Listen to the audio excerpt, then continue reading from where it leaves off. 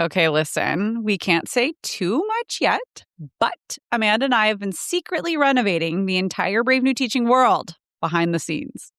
We are taking our entire podcast, our shop, our workshops, combining them into one massive university. It's going to change how you plan your entire year. It really is, but we need help testing the new platform. So if you want a sneak peek and the lowest price that it will ever exist, get on our beta waitlist right now at bravenewteaching.com/waitlist. Seriously, you guys, go now. bravenewteaching.com/waitlist. Let's go. Well, hello and welcome back to Brave New Teaching. Hey everyone, it's Amanda, and we are getting ready for an epic Super Bowl weekend because Super Bowl around here has almost nothing to do with football and everything to do with some good old rhetorical analysis. Yes, my friends, the Super Bowl commercials are almost here, and that is what I'm here for. This year, I guess I could also say I'm definitely here for some Bad Bunny. Big fan. But in terms of our education talk and our team meeting today, we'll try to focus on commercials and not get too sidetracked on my boyfriend Benito. And I really want to make sure that everyone listening today to this team meeting can go back to their teams right after listening with a solid plan and head start on getting their teams ready to do some commercial analysis. Because on the surface, commercial analysis feels like it should be something that we can just watch the commercial and do the analysis. Pretty simple, pretty straightforward. I actually have some cautionary tales to share with you and a couple of things that you might try to do first before you head smack dab into those commercials. So that's really going to be the heart and the soul of what we talk about today in our team meeting. But we also have some book things to talk about. So we're going to do some book talk and then we're going to hop right into the Super Bowl. So let's go right ahead and cue the music. You're listening to Brave New Teaching, and we are so much more than a podcast. We give teachers the inspiration, support, and tools to challenge the status quo. I'm Amanda, and I'm a former English teacher from Illinois. And I'm Marie, and I'm a high school teacher from Southern California. Join us after the show and happy hour to extend your BNT experience with instant access to our resources, workshops, and courses. Visit shop.bravenewteaching.com/happy hour to join us today. We're so glad you're here. Enjoy the show. Okay, so brace yourselves. We're going to get to the Super Bowl. We're going to get to the commercials. We're going to get to the rhetorical analysis. Hang on a second. Let's start this team meeting by talking about one kind of, this is an idea that's been sitting in the back of my head for a while. And listeners of the podcast, you've probably heard me briefly mention this before, but I need to put it out into the universe at this team meeting because I feel like when I say things out loud to the right people, which, by the way, that's you, listeners. It's you. You're the people. You're at this team meeting. You're here for a reason. Because when you hear these things, you go, yeah, no, I got it. I see it. And this is how it's going to happen. So book talk item number 1 and then number 2, don't let me forget, is a new book coming out that I'm really interested in and I want to talk to you about. So first issue at the table, I have this idea for a unit that's focused on story retellings. Now, I don't know how this unit looks in terms of like sharing it with the world because my personal fixation for the past couple of years has been on Medusa. I happen to be a huge Natalie Hayes fan, and I read Stone Blind probably about 2 years ago now, maybe a year and a half ago.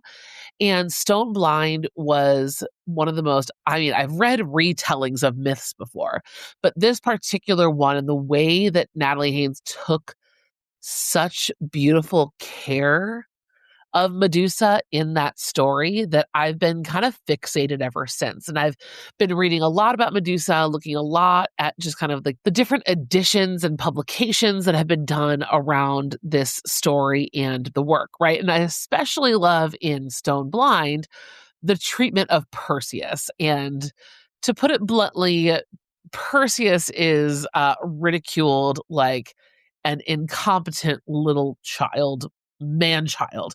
And it's hilarious and so amazing. Now, what I've read recently is just another very cool and nicely done echo of that same idea of retelling Medusa's story. I just read I, Medusa. Now, did I look up the author before I started recording? No, but I know who it is. I can see the copy in my head. Ayanna Gray. That's right. She is the author of another series that I love, Beasts of Prey. I read Beasts of Prey last year. Loved it. Just finished I, Medusa. Okay, that's why I just read it, because it was released in 2025. I remember waiting for it to be released, and then I was in line for my Libby hold for a while before I got a hold of it. I need to get a hold of Ms. Gray because I would love to talk to her on the podcast. But let me tell you, I, Medusa was a very, very unique retelling of Medusa's life story. There was a lot in this story of her coming of age, of her childhood. Stone Blind was not that. It was totally different. It was very much focused a little bit more on like the arc of the myth.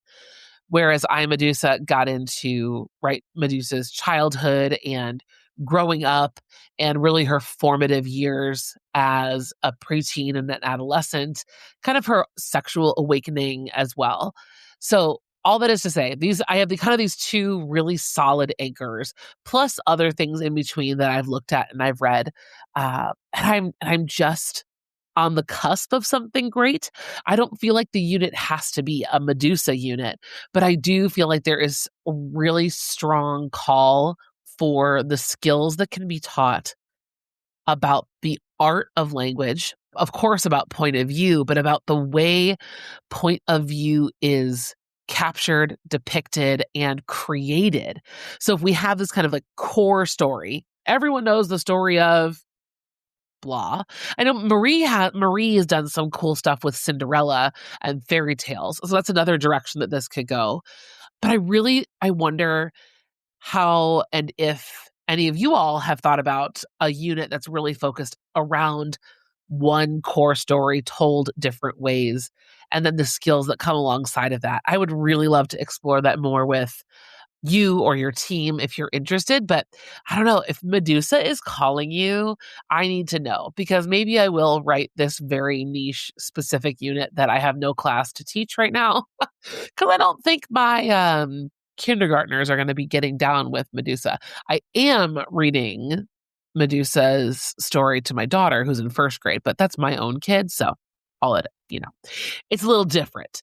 So that is something I wanted to just like put a little tickle in your brain on that one. Because, I don't know. I think it has a lot of potential, right? I feel like I'm just staring into the void. I'll bring Marie back around on this one and see if she has any thoughts on it too. Okay, next up on quick little book chat before we get into the Super Bowl is a book that's coming out soon. I want to say mid-February. Maybe it's already out. I don't think so, but I don't have an ARC.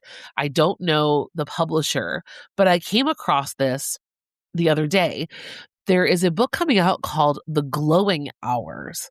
It is this is from Goodreads, a mind-bending revisionist gothic horror story about the fabled summer that Mary Shelley began work on Frankenstein as told by her Indian housemaid,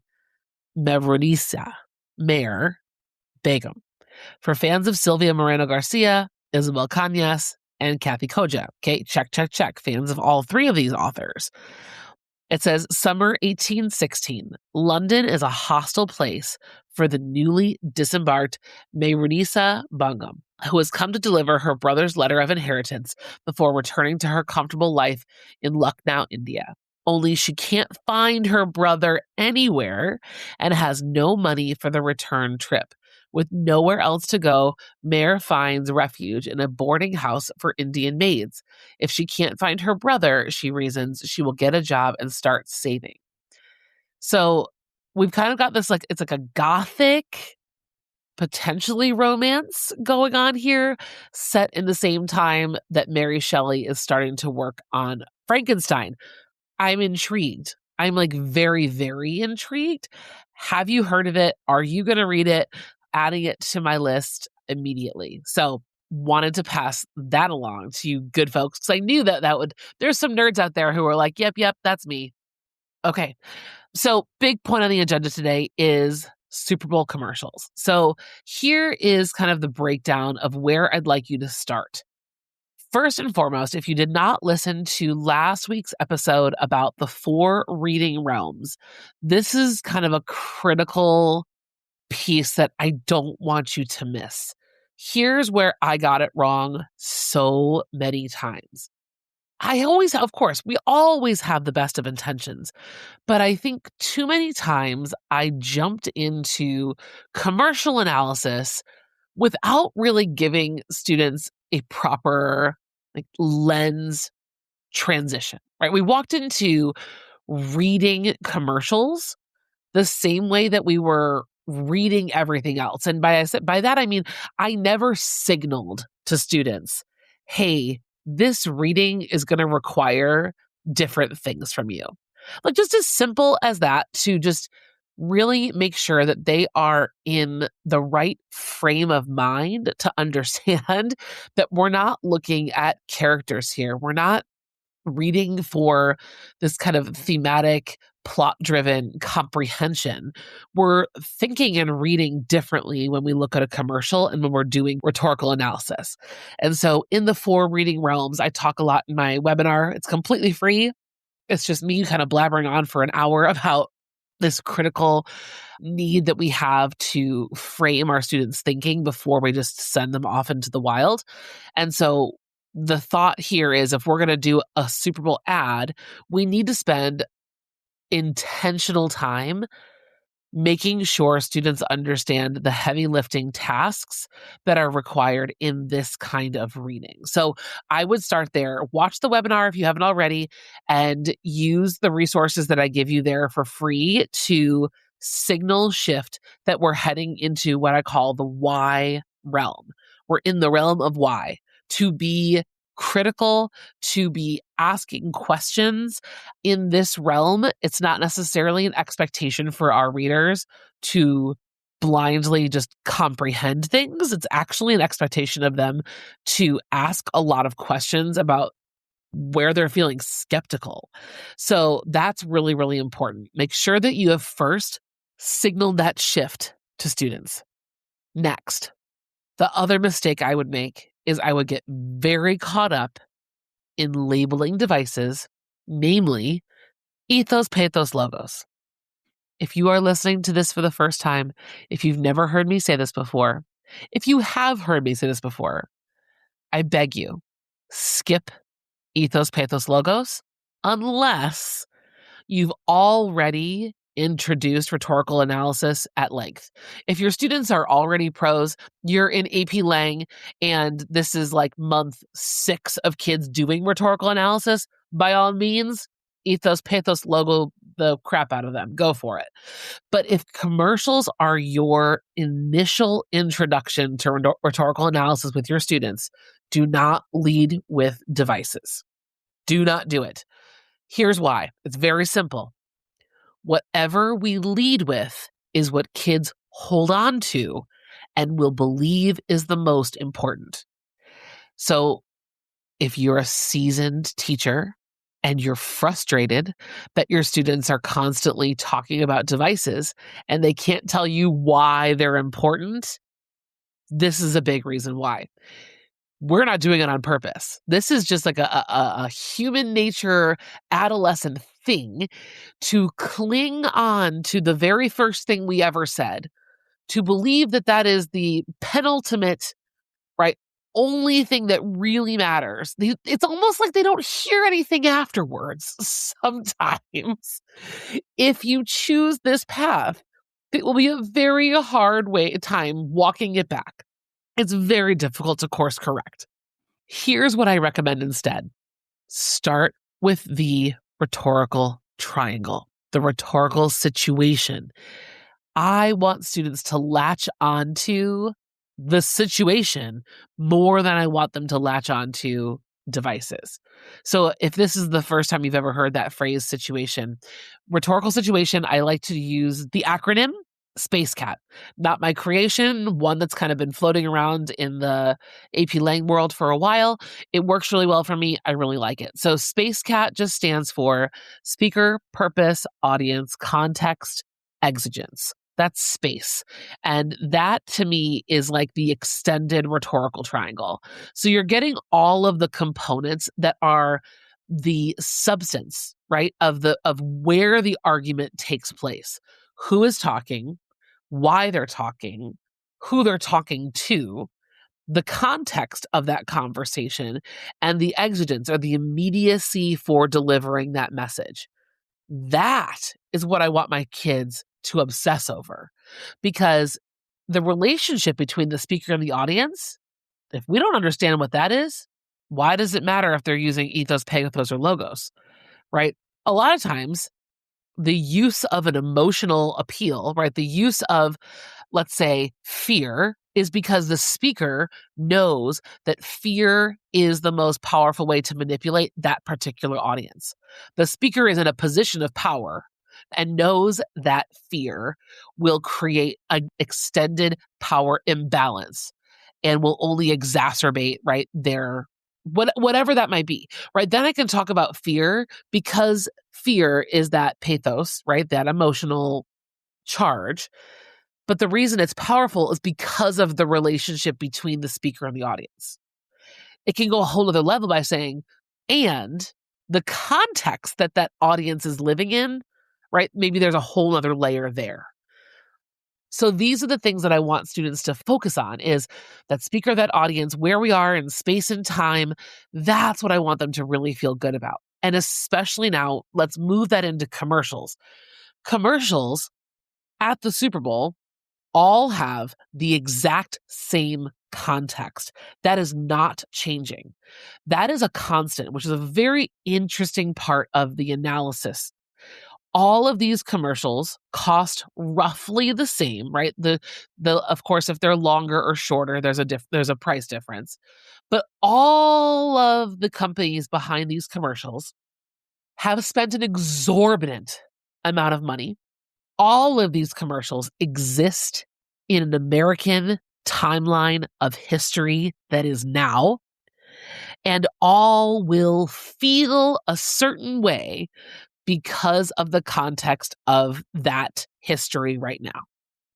The variables, right? Our speakers, our audience is generally kind of, it floats, right? Like it is definitely people that are in the room at the Super Bowl parties, but Super Bowl commercials are played long after the Super Bowl, and our audiences are much more nuanced than just people watching the Super Bowl. So this is a good time to kind of work through audience. It's always something very difficult with commercials, is students will kind of say me or the person watching, and they have a hard time understanding that a company is trying to target a specific audience, right? Women over 45, teenagers, they're trying to target men in a certain demographic, right? Like that is hard for kids. Again, another reason we don't want to just like dump them into commercials.